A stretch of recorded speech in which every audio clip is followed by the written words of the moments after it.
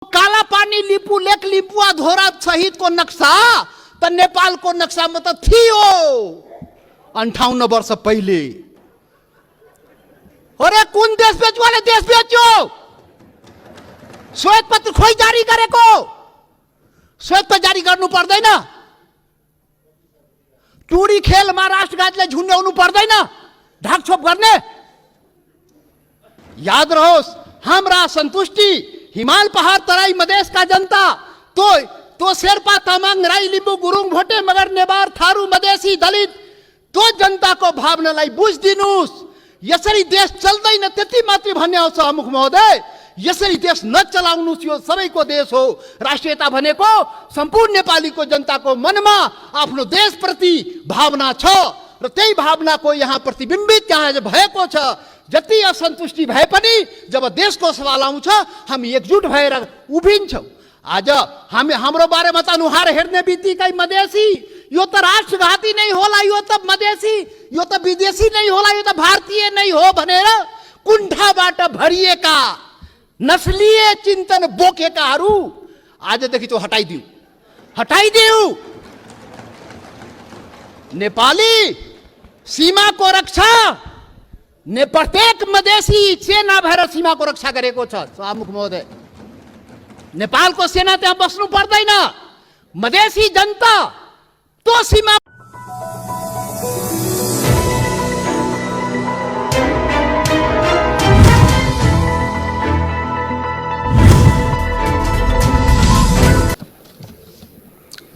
सामान्य सभामुख महोदय,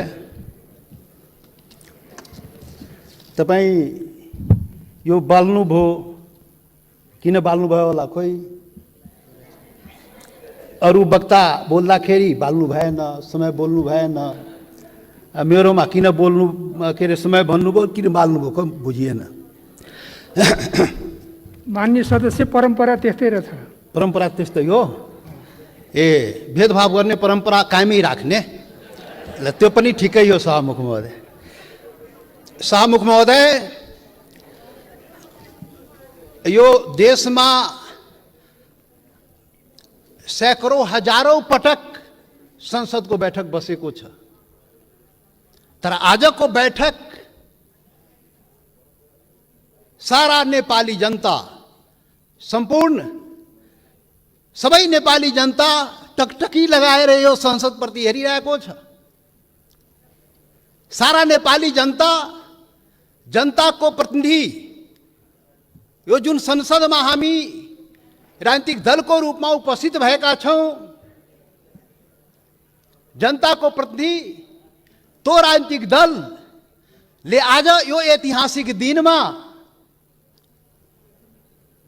के भन्दैछ, के गर्दैछ, त्यो चाहिँ सबै सम्पूर्ण नेपाली जनताको जिज्ञासा र ध्यान चाहिँ आजको संसदको बैठकमा छ। सभामुख महोदय, त्यसैले यहाँ सञ्चार माध्यम पनि आजको बैठक ऐतिहासिक बैठक भनिरहेको थियो र वास्तवमा भन्ने हो भने आजको बैठक वास्तवमा ऐतिहासिक बैठक नै हो। सभामुख महोदय, त्यसैले ऐतिहासिक बैठकको दिन अब के बत्ती बाल्ने, के समय निर्धारण गर्ने, बोल्ने मनमा भएको कुरा बोल्न दिनुपर्छ। सभामुख महोदय, सभामुख महोदय, आजको सामान्य यो प्रस्ताव होइन। सभामुख महोदय, यो देशको भूमिको सवाल हो। देशको भूमि आफ्नो नेपालको नक्सामा राख्ने सवाल हो, त्यो प्रस्ताव आएको छ आज। यो सामान्य प्रस्ताव होइन। सभामुख महोदय, सम्पूर्ण नेपाली जनताको ढुकढुकी त्यहाँ रहेको छ। सभामुख महोदय, भावना चाहिँ रहेको छ त्यहाँ। त्यो सम्बन्धमा बोल्दाखेरि जनताको प्रतिनिधिले आफ्नो कुरा राख्न सक्नुपर्छ। त्यसैले आज प्रतिबन्ध नलागियो। सभामुख महोदय, सभामुख महोदय, यहाँ आजको जुन सवाल हो, जुन प्रस्ताव हो, तो राष्ट्रियतासँग पनि जोडिएको सवाल हो, सम्पूर्ण नेपालीको भावनासँग पनि जोडिएको सवाल हो। देशको के भन्छ सार्वभौमिकता, देशको अखण्डतासँग पनि जोडिएको सवाल हो र त्यही सवालको रूपमा आज यो चाहिँ नेपालको नक्सामा त्यो चाहिँ त्यो कालापानी लिपु लेक र लिम्पुवाधुरा लगायतका त्यो भूभाग नेपालको नक्सामा राख्ने प्रस्ताव यो संसदबाट स्वीकृत गराउन आइएको प्रस्ताव हो सभामुख महोदय। त्यसैले आजको प्रस्ताव बडा महत्त्वपूर्ण प्रस्ताव हो नेपाली जनताको लागि। सभामुख महोदय, नेपाली जनता आफ्नो सम्पूर्ण नेपाली जनता हिमाल पहाड तराई मधेसका सबै नेपाली जनता आफ्नो देशप्रति आफ्नो भूमिप्रति सजग छ, समर्पित छ, संवेदनशील छ। यो कुरा आज यो बैठकले देखाउन सक्नुपर्छ।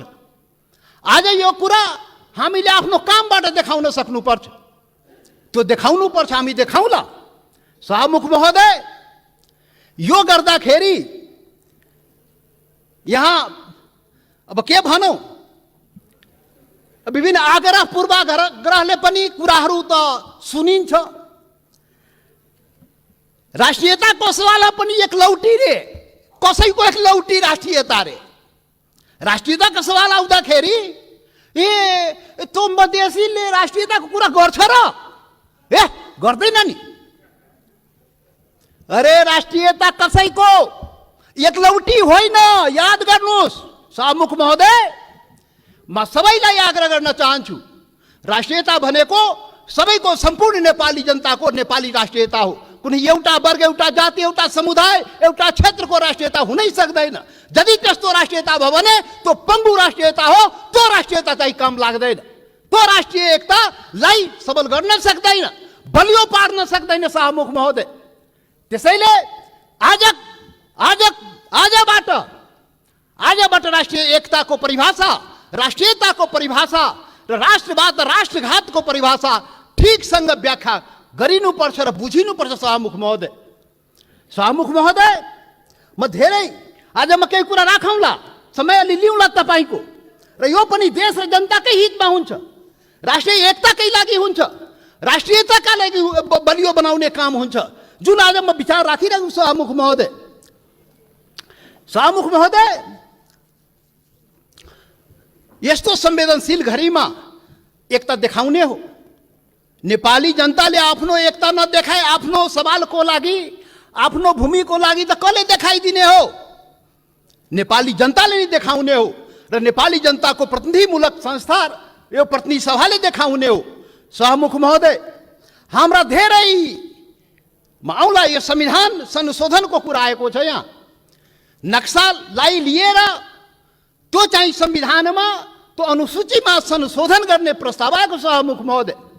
तो कालापानी लिपु लेक लिम्पुवाधुरा सहितको भूमि त्यो नेपालको हो भनेर त्यो चुच्चो त्यो हुने गरी त्यो नक्सा चाहिँ संसदबाट पारित गराउन प्रस्ताव आएको सभामुख महोदय। संविधान संशोधन गर्न प्रस्ताव आएको सभामुख महोदय। सभामुख महोदय मार्फत सम्पूर्ण देशवासीलाई थाहा छ यो संविधानको बारेमा। यो संविधानको बारेमा हाम्रा आफ्ना रिजर्भेसनहरू रहेको छ। यो संविधान पूर्णता पाएन। यो संविधान सबैको हुन सकेन। यो संविधान हिमाल पहाड तराई मधेसका सबै जनताको हुन सकेन। आदिवासी जनजाति शेर्पा तामाङ राई लिम्बू गुरुङ भोटे मगर नेवारको हुन सकेन।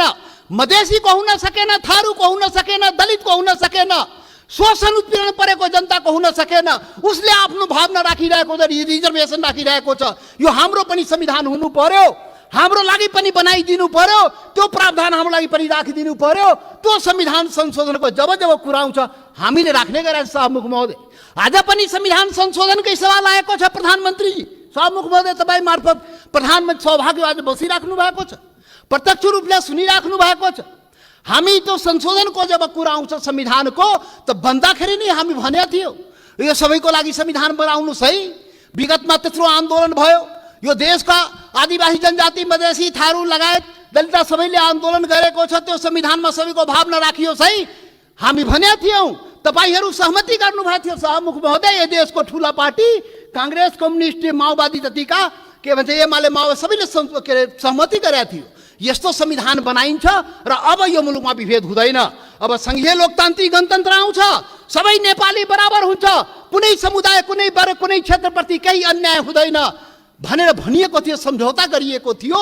तर बन्दाखेरि त्यो भएन। त्यो पीडा त भन्न पाइन्छ नि अहिले संविधान संशोधन गर्ने बेलामा। हामीले त भने हो शाहमुख महोदय, जब प्रधानमन्त्रीले नक्सा बनाउनु भयो हामीले भनेका थियौँ राम्रो गर्नुभयो, नेपालको भूमि फिर्ता ल्याउने कुरा जुन गर्नुभयो, नक्सा बनाउनु भयो, राम्रो गर्नुभयो। सर्वदलीय बैठकमा हामी सबैले एकमतले सरकारलाई प्रधानमन्त्रीलाई हामी भन्यौँ तपाईँ अगाडि बढ्नुहोस्, यो चाहिँ भूमि चाहिँ नक्सा बनाएर मात्रै हुँदैन, फिर्ता ल्याउने पनि कुरा गर्नुहोस् है प्रधानमन्त्रीजी। नक्सा बन्यो।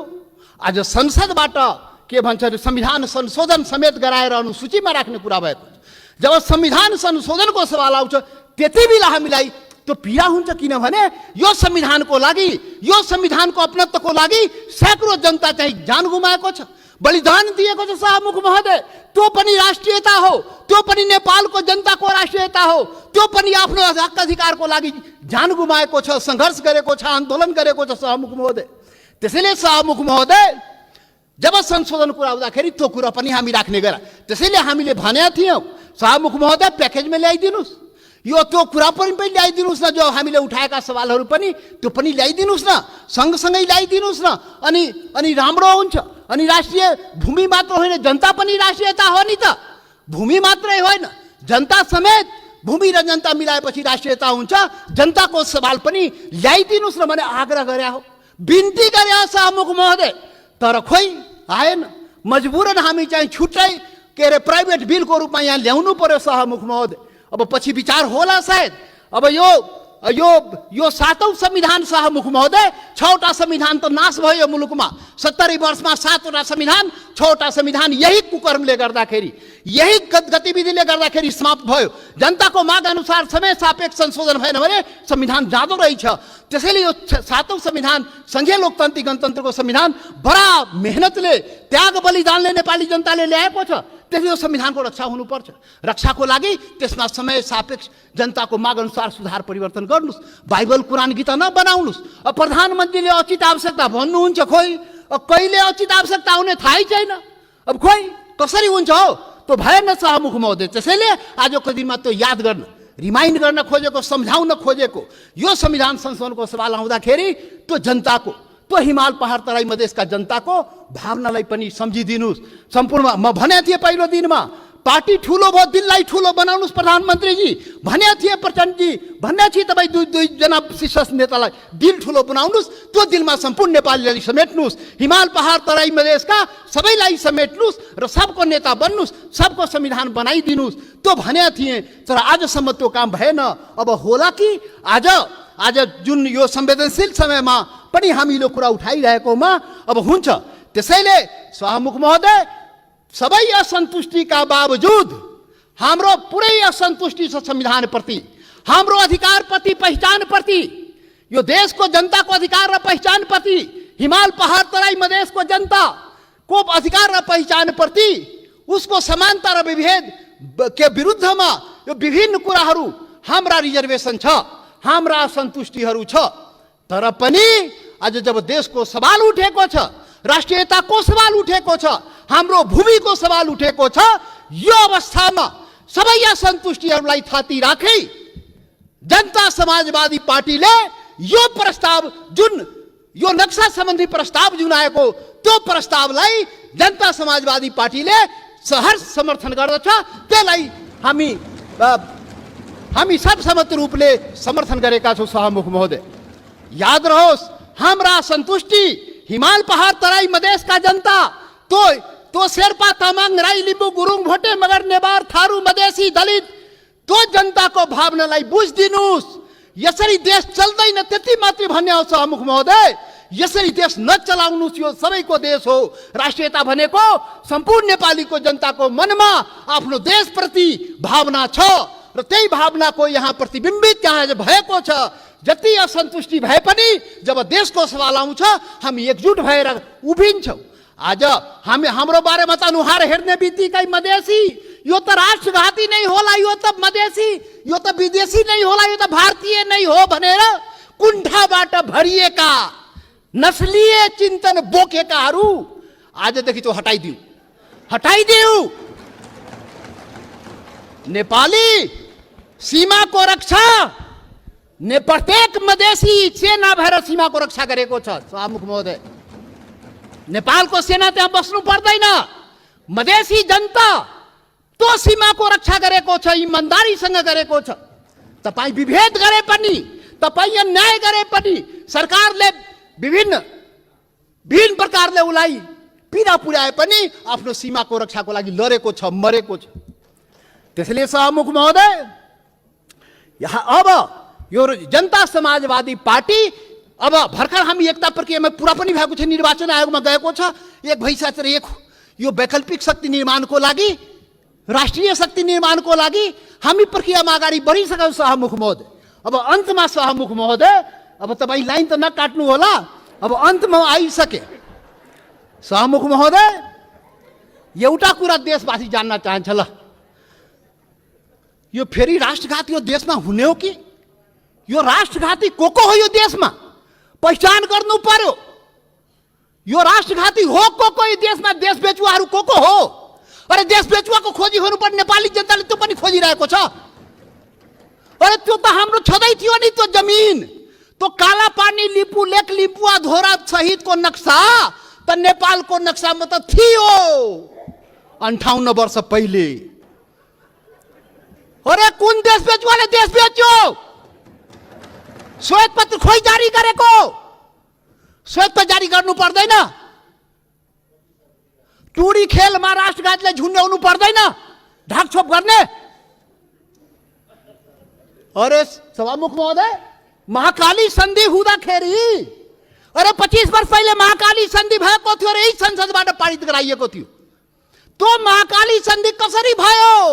अरे त्यसमै थियो नि महाकाली सन्धिमा लिपुले काला पानी लिम्पुवा धुराको महाकालीको स्रोत, त्यो नदीको स्रोत मुहान कता, त्यो क्लियर भएको भए त हाम्रो जमिन मिचिन थियो र किन भएन? यही संसदबाट पारित गराइएको थियो। कसले पारित गरायो? कसले सम्झौता गर्यो? कसले पारित गरायो? म त सुनेको छु, त्यति बेला म सांसद थिइनँ। पार्टी पनि फोरेर पारित गराइयो भो। अब अरे कस्तो राष्ट्रवादी काम गरे हो? महाकालीलाई संसदबाट पारित गराउँदाखेरि त्यो मुहानको चाहिँ, महाकालीको मुहानको चाहिँ पत्तो नलाउने र त्यसलाई चाहिँ संसदबाट पारित गर्ने। त्यसैले राष्ट्रघातीको पहिचान हुनुपर्छ सभामुख महोदय। सकिनै लाग्यो सभामुख महोदय। यो राष्ट्रवादी कुरा हो, यो खोखला राष्ट्रवादी कुरा होइन। यो राष्ट्रघातीलाई पर्दाफास गर्नुपर्छ नेपाली जनताको बीचमा।